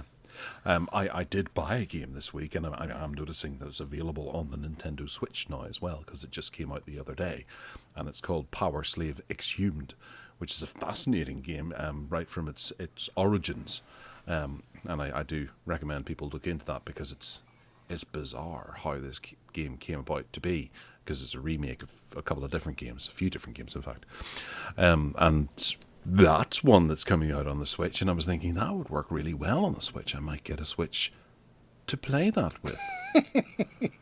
Or right. I'll just reprioritise my son's life, because he never seems to use a Switch anymore, and maybe take it over for a while and have a play. Or just get a light. It is a light, actually. Oh, right, okay. Yeah. But yeah, that's what struck me, I'm afraid. Sorry to let everyone else down, including you. But yeah, the Nintendo titles just seem to do it for me. I think they're just a cut above everything else. And to be honest, I'd rather pay 50 quid for a Mario Kart 8 than I would 15 or 20 quid for 2 or 3 others. See, I do like the indie side of things whenever it comes to the Switch. I love some of the funky wee games that people put out. The Hollow Knights and the Goose Game and that sort of thing. They tend to push the void. Nintendo do the same thing over and over again and just sort of make it bigger and better than it was before. And they don't take as many risks with games as they used to. Right. So whenever you want to go and find something that's really going to involve you, you have to really search down into the indie side of stuff to find new exciting games. I think you like stuff that is kind of safe for you. Yeah, the Mario, right. You know what you're getting with that. Yeah. Whereas picking up a game like Wargroove was one that I was quite interested in a wee while ago, or Shovel Knight or Katana Zero. There are a couple of games that I've thought, I wonder what you do in that game, because they do look interesting, and I would be wanting to pick those up to find out just what is going on there, and they're really highly thought of. Like Cuphead as well is something that you would probably quite like, because it's got that Mario flavour to it, but it's beastly hard. Right. I don't know. I'm not sure why. Maybe it's my age. Maybe it's that I just can't be bothered learning. And when you pick up a Nintendo game, a Mario game, then it just seems like you know how to play it out of the box. Muscle memory kicks in. Yeah, and also most of them have been so well thought out that they intend people to be able to do that. So they want people to get engaged really quickly and not spend a month learning how to do this and how to do that and blah, blah, blah. The things that you're just describing as being fun for you is learning and exploring and blah, blah, blah. And I can't be arsed with that. All right, okay. Do they do many demos? Can you download a demo and try it? Yeah, you can do that. If you go to the Nintendo online website, there's tons of them, and you get little trials and things, and yeah, the answer is yes. Okay, I got that from the amount of times you said yeah. Okay, well do that then. Yeah. Okay, now you were actually talking about taking this out, but I felt that it was actually a good tip for people, because whenever I realised it, I have started using it almost every day since you mentioned this on MeWe. Right. And that's that Google Newsstand still exists, and it's much better than Google News. I love Google News on my Android tablet. It's a really good go-to place to find fast, efficient news that's targeted at me. It's the stuff that I want to find. Whenever I pick up my Chromebook and attempt to use it, it's a god-awful experience of really outdated web links. Yeah. That you have to, click an awful lot in order to find a story that you might be interested in. Mm-hmm. So you recommended Newsstand, and I gave that a go, and by Jove, it does it. Brilliant. Well done. But it only works on web. That's fine. Yeah, you can't get it on. There's no app because essentially they've killed Newsstand off, and the reason that I think that they've not killed it off completely and sunsetted it and what have you is because of what you were saying on the last show, which is where people have bought stuff, they can't do that. So now I'm looking at it now, and when I go to my library, I can see all the things that when I used to use newsstand years ago. They're all still there, all intact. When I go to my read later, I've got stuff that's in there from years ago that I reserved for reading later, as you'd expect. When I go to magazines, and this is the key point, I've got a selection of magazines that I've paid Google money for, and they go back a few years. The first one is 2013. 2012 I bought some magazines. I used to buy Viz magazine in there, and I also bought a copy or two of NME. So I was reading NME at one time, and I think you're right that's why they haven't killed it off. It's because if they did, they'd have to refund everyone on the stuff they'd actually bought from the platform. So what they've done is they've shuffled it off to a website which no one knows about hardly, and not made an app for it, and you go and get it. And if you want to use it for news stuff, it still seems to work. Yeah, it does. And whenever you click on one of the news articles inside it, it opens up a little window, a very a focused window without adverts and things like that, that allows you to read the article with all of the images attached to it. And then you can attach a little read it later thing if you want to keep it for later. Yeah. It's excellent. I really hope they don't sunset this. But then people have taken out subscriptions for 24 months to magazine and things like that, so they have to have that delivered through something somehow. Yeah, that's right. And this is how they're doing it. This is how they maintain that, by just leaving it in the corner of the web somewhere. Yeah, and they don't have to refund everyone. I'm excited by this, and it's something that I'll be using more and more often as long as it lasts. Okay then. Well, I should look forward to your feedback. News letter. No, what's it called? Newsstand. Newsstand.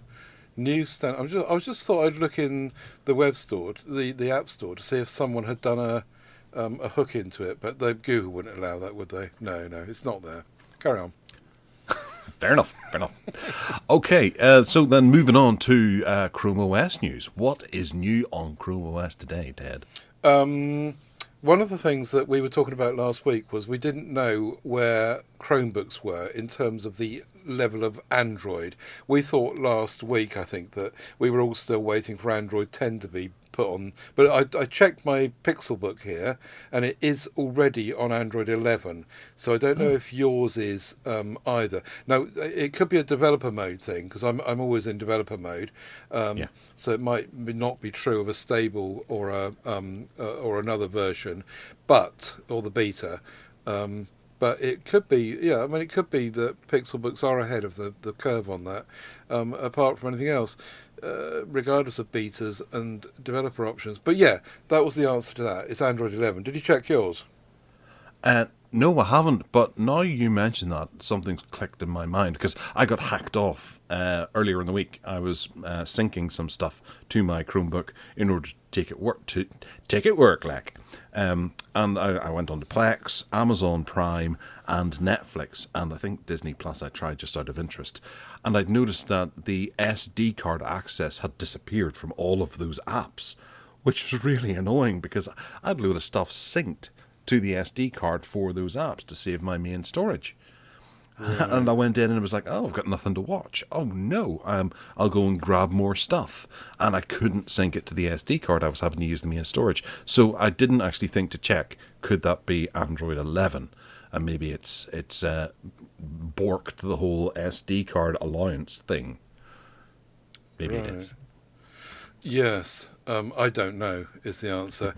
The way in which Chromebooks support SD cards seems to be very hit and miss. As you know, Google don't entertain it really by releasing their products without SD card support, and it is cleaner without them, I suppose. But then you'd have to buy into a huge built-in SSD, I suppose, storage, if you wanted to do what you're doing. But they just don't seem very committed to helping people that want to use cards, and Samsung are going away from that now. Actually, I didn't check that with the S8 tabs. Have they got card support this time? Oh, I don't know. I would have to check. Okay. But I wouldn't be at all surprised if they'd remove that, because Samsung are now also getting on board this whole no expandable storage thing, which is really annoying. Chromebooks from Pixel, from Google, never had them, I don't think. But yeah, what a shame. Yeah. Well, do you want to tell us about the? No, I don't think it does have it actually. I've just had a quick check. Right, they haven't. So they've taken it away then. From all three variants. Well, I'll tell you what, I'll talk about the next story while you double check that. Google wants students in schools to repair their own Chromebooks. This is a story about Google is creating resources for schools to operate their own repair programs as courses or elective classes. The company hopes the initiative can be a learning experience for students who are pursuing a career in IT or other similar industries. On the face of it looks good, but there are concerns from people that are saying, hang on a minute, if you let kids take Chromebooks apart in schools, it's going to void warranties, which is a fair program, and they would need a fair point, and they would need to think about that, I suppose. But yeah, on the face of it, that looks great, doesn't it? And it works in with the kind of eco-friendly, moving forward, Fairphone kind of thing. If something goes wrong with your Chromebook, then repair it, but also let kids learn how to do that so that they can develop an interest in repairing stuff instead of just chucking it in the ocean and buying a new one with their pocket money. Yeah.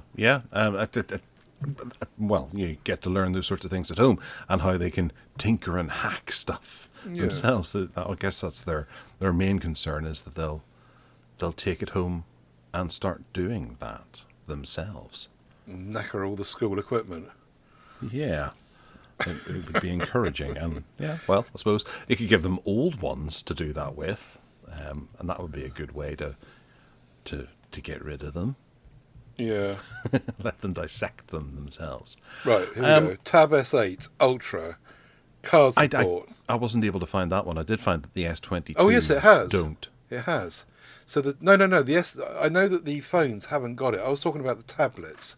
Oh right, okay. The S8 Ultra has got a card slot, but have all three of them. That's all three tablets have SD card slots. Right, okay. Yeah. So that answers the question, and it'll encourage you to listen to my question next time. Because it was already off Googling. Yeah. No, I knew that the phones had removed them all, which is really annoying, but I didn't know about the tablets. Right. Okay, well, speaking of Chromebooks and things that I'm finding frustratingly inconsistent, is that I was playing with Steam the other day, and yesterday morning I had a wee bit of a lie-in, and I thought, I'll go back and play that wee game that I was playing last Saturday when I was having a wee bit of a lie-in. My son was helping me with it, and he suggested, can we play that game again? Because it was a wee puzzle game. And I went and loaded it up, and it played awful. It was just it was in a weird window that was slightly off the screen, and I couldn't resize it, and then it was buggy and the sound sounded awful. So in 1 week, with whatever the last update was, it seems to have messed up Steam on my Chromebook for at least that one particular game. I noticed another one still played quite well whenever I went to try it.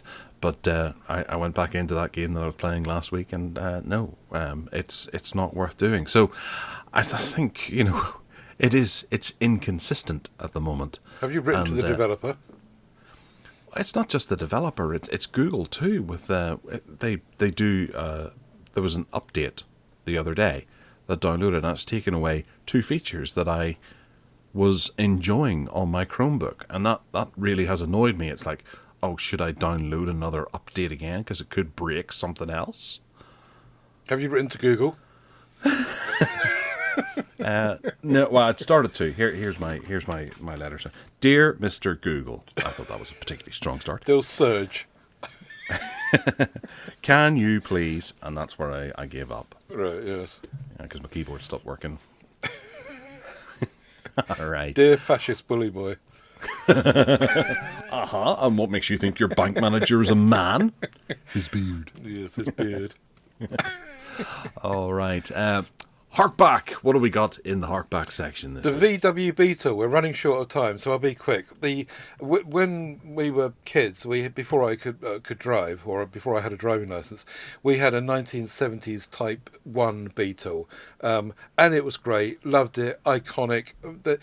Everyone knows what a Beetle is, and it's just gorgeous. I do remember one of the quirks of it was that, having looked back later in life, the pedals went the wrong way, and at the time I didn't really realise that because I wasn't driving myself, I suppose. But the pedals, they go up instead of down. In modern cars, or is it the other way around? No, it's the other way around, isn't it? In modern cars, they hang down, and in the Beetle, they go into the floor. That's it, isn't it? Oh, right, okay, like a truck. Yeah. They're just the wrong way around, and that was really, really strange when I realised that later on. Because Anyway, they were based on Jeeps, isn't that? oh, was that the reason? I think so. Okay. Maybe. Anyway, of course, the engine, the air-cooled engine is in the back instead of the front. A bit like the Caravanette, the VW Caravanette, which we also had at one point. And it just has that distinctive kind of air-cooled engine sound. And you used to know when a VW was coming down the road. Loved it. I loved the Beetle. I thought it was great, and it's just iconic, and it was fun, and it was later on I had a 2CV as well, which was equally kind of fun and just not boring like most cars are. So later on in life, when I had a bit more money, I was able to get hold of the updated version, which actually people were complaining about because it wasn't quite so the same and iconic. But I loved my 2009 black Beetle I had, and the shape had changed. It had been slightly kind of squashed a bit and reshaped, but it was just beautifully made like a tank, absolutely solid, really, really lovely car, the best car I've ever had. It was automatic, 2-litre engine. By this time they'd put the engine in the front instead of in the back, which is fine, but the net result of that was that the boot was completely useless. There's no room for anything in there, but it was just lovely, and I adored my Beetle. I think I like the 2009 version more than the 1970s Type 1, to be honest, but there's no denying that iconic thing. The VW Beetle, I think, came around wartime Germany. It was something to do with Hitler, wasn't it? Making a car that was accessible to everyone and cheap enough and blah blah blah. So that was the kind of the basic history. They've changed it again now. Well, if it's still for sale now, but the last time I looked, they've flattened the roof even more. The today's Beetles, or the most recent Beetles, look very much not like those original iconic ones. They've flattened the roof even more and made it look just much more like any other car. Real shame, I think. And I just loved it, and it was a great car, and it was black, and it was beautiful. Yeah, I think was it the original Beetle, the Type 1 Beetle? They continued to manufacture them in Mexico until quite recently. Yeah, they did, and you could import one, and it cost £8,000. I thought about it at the time, about 10 years ago. I thought about it, and I looked into the price. About £8,000 it was going to cost. Which was, for a brand new car, it's still pretty good. But you'd have to get the left-hand drive changed. They didn't export them with left-hand drive, so you had to get that changed when it arrived here. My father used to tell me a story when I was a kid. I used to call them jugles, because that's the noise that they made when they went down the road. Juggle, juggle, juggle, juggle. Right, yeah. A bit like my mum. My mum used to have this DAF. Do you remember the DAF? DAF. It was a DAF, this would have been in the 70s sometime, and it was known as the elastic band car, and it had this real iconic sound as it came down the road. Oh, yeah. You could tell when there was a DAF coming. I do remember those, actually, yeah. But yeah, the Daffodil. The daffodil. The Beetle was just gorgeous. I loved it, and I would have one now. It was no good on petrol. My black one, my 2009 one, was an automatic as well, which made it even worse on petrol, as well as it being heavy and built like a tank. I used to get about 25 to the gallon or something ridiculous. But yeah. So, are you a fan of the Herbie movies then? The Herbie movies, yeah. Love Bug, the Love Bug. When I was a kid, we loved the Herbie movies. Yeah, absolutely.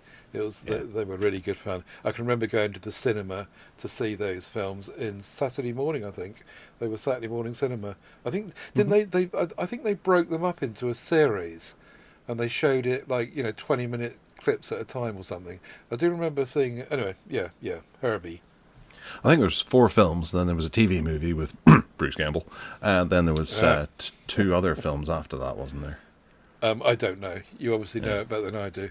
Yeah. I can't remember that well, but some of the movies were quite good. Others weren't. All right, maybe we could do that in Projector Room one day. Yeah. Bargain Basement, where things are all bargainy and cheap. The first one is, whenever I was looking for the S22 Ultra, I was on their website hovering over the button, and one of the big factors was that they were offering me an obscene amount of money for my S10 Plus. They were offering me £350 to trade that in against an S22 Ultra, which that dropped the price down to something like £259 or something like that. I can't remember. And I was going for the 256 gig version, possibly. Can't remember off the top of my head, but it was really swaying me. Whereas I've gone to other trade-in websites and over the last year, and I've noticed that phone's dropped down to about £120 as a trade-in value, which it's worth more to me in my hand at the moment. Yeah. Ted, you had to go with this as well. I got 160 quid for my S10. That was against the S22. Then I didn't do it against the Ultra, but 160 quid. But to me that's decent enough money for an S10.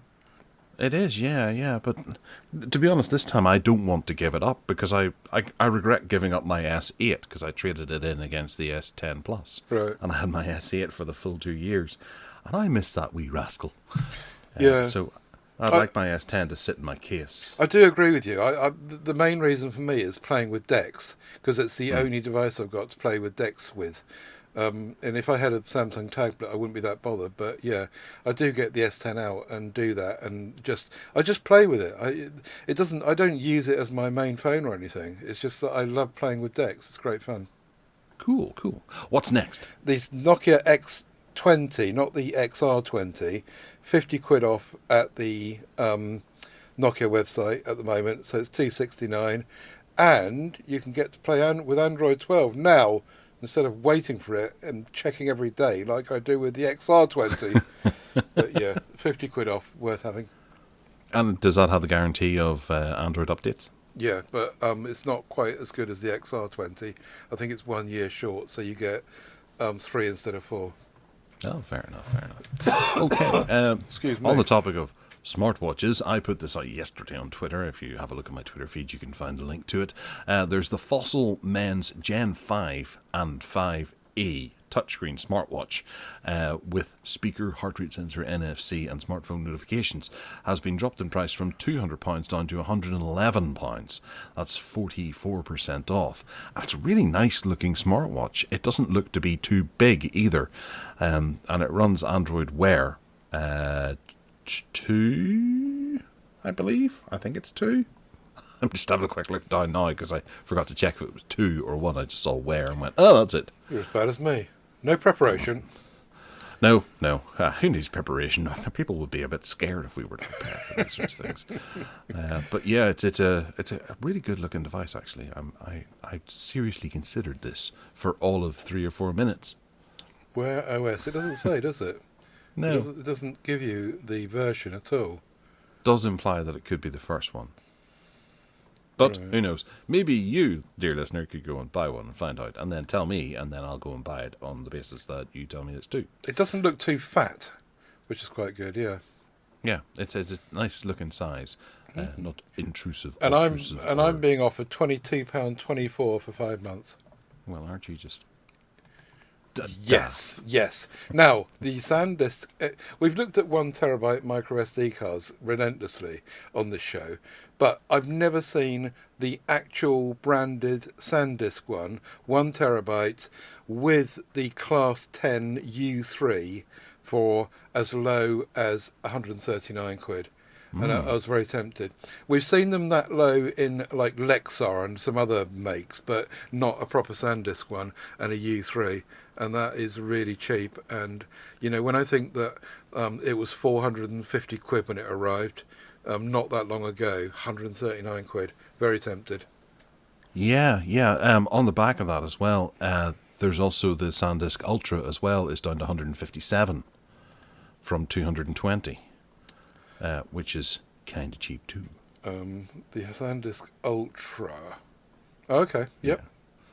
So there's two options there. If you click through Ted's link, you can find them both. Very good. And decide what you need.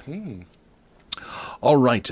With rising inflation and things like that, it got me thinking about a few things. And I heard a report recently that fuel siphoning is actually on the up. So it's actually my recommendation to listeners to watch their cars, depending on where they look at them. And one of the best things you could actually do is to just grab a wee cheap security camera and point it at the car from a house window.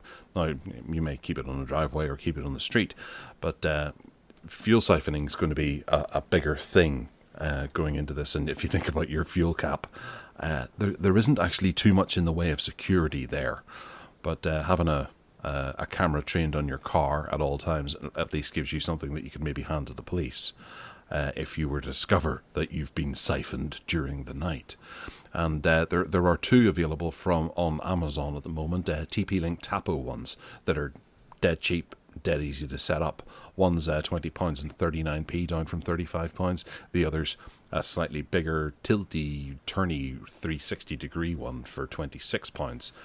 The first one is dirt cheap, yes, but the second one is only a £5 or more, and it's got a whole load more features, so it could be reutilized at a later date if you decide that you want to do something else in a particular way. But it's down from 40 quid to £26. But I figured that was a pretty good tip or option for people to do to avoid losing maybe 100 quid's worth of fuel if you've just topped your car up. How good are these in darkness? Oh, it says it's got night vision. It does, but you don't want to turn that on, actually. You just want to be able to film through the window. If you turn the night vision on, it shines an LED, and then you can't actually see out of the window. These aren't waterproofed, but you can go and get a waterproof one and stick it outside, but it's going to cost you a lot more. This is something that can just be put up for a temporary period while we transition through this difficult time where fuel siphoning could be a problem. But can you see people if they do it in the dark? Oh, yeah, yeah. Right. I have a similar one set up, pointed at my shed at the moment, because I've got a lawnmower and a chainsaw in there, and I don't want someone pilfering them. Mm-hmm. Right. And fuel, actually. There's fuel in there, too, but don't tell anyone. Right, okay. What's next? Oh, it's me again, is it? You haven't put that many in this week. Sorry, I was ill prepared, I told you. You Right. started me early. Well, here's one. I, again, hovered over the buy button for a good amount of time this morning because it does look like a pretty cool piece of equipment. It's a doorbell, and it's made by, I think it's Anchor. Well, it's Anchor's brand of doorbell, Ufi. Yeah. And this is one that doesn't come with one of those subscription packages. It comes with a special hub that you put inside your house, and it allows you to record directly to that. You can get the Video Doorbell Dual, which is a 2K battery-powered doorbell, or you can wire it in if you absolutely need to. And this is sold as a kit, and it comes with the hub thing, which I think can store up to, I don't know, a certain amount of hours on there. Doesn't say, but it's local storage and there's no monthly fee to use it. And it is currently on their website for £229, and you can pre-order it today. But if you use the code FRIENDUK, then that drops it down by 35% to £189. And I think for anyone who maybe has one of those Ring doorbells or something like that, and they're currently paying a particularly expensive monthly subscription, this might be a great option.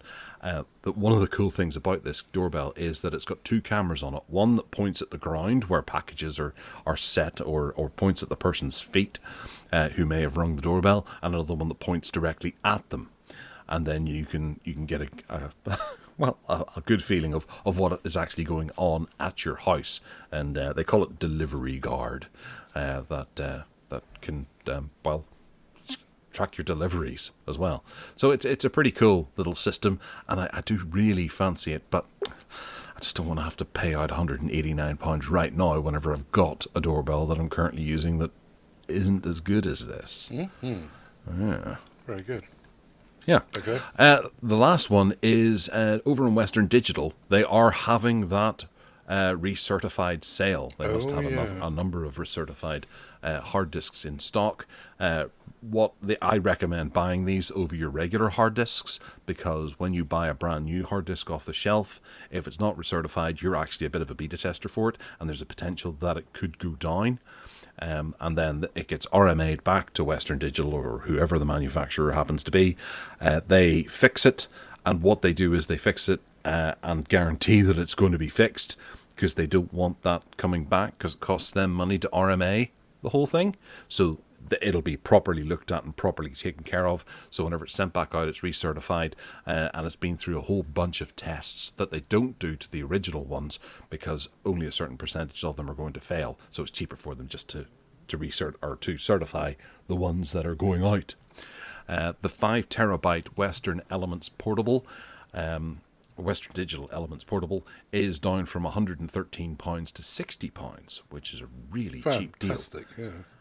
And I would recommend picking those up. That's the one I've got. Oh no, actually I think mine's the Passport. No, it's not. It's the Elements. Anyway, that's a real serious bargain. I've got the 5 gigabyte one, and that's the biggest size you can get that's self-powered as well, or USB powered.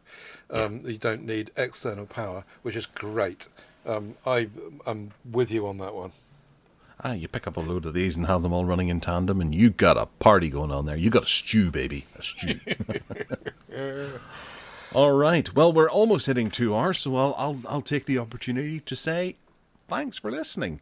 If you want to get in touch with us, you can by emailing us at gareth@techaddicts.uk, and you can find us on Twitter at techaddictsuk as well. I'm on techaddicts2. No, I'm not. I'm on Twitter as well, at Gareth Miles, GarethMyles. That's how you spell it, John. And then you can find my .com as well at garethmiles.com. Ted, where can they find you? TedSalmon.com. Links out to everything from there. MeWe groups and audio podcasts, the whole lot. My whole empire, TedSalmon.com. And if you want to buy me a coffee, thank you very much. You can do that at paypal.me/TedSalmon. And do that, because he has to put up with a Burke like me for 2 hours every Sunday morning, whether he likes it or not. It's hell. This is purgatory for Ted. Ted's actually already passed away, and this is his purgatory. All right. Well, listen, we'll talk to you next week. We hope you have a wonderful week. Take care now. Bye.